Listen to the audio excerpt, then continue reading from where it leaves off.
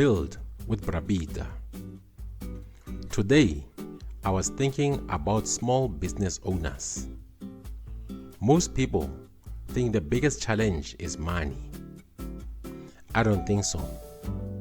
The biggest challenge is friction.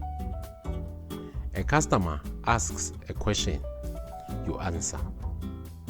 A supplier asks a question, you answer. An employee asks a question, you answer. You spend the whole day solving the same problems.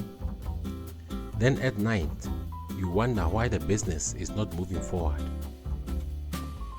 The business is not moving because the owner has become the system. Everything passes through one person. That works when there are 10 customers. It breaks when there are 100. A business grows when knowledge moves out of the owner's head into systems. Checklists, processes, training documents, knowledge bases, AI assistants. The goal is not to remove people. The goal is to remove unnecessary friction. Because a business should not depend on one brain, not even your own.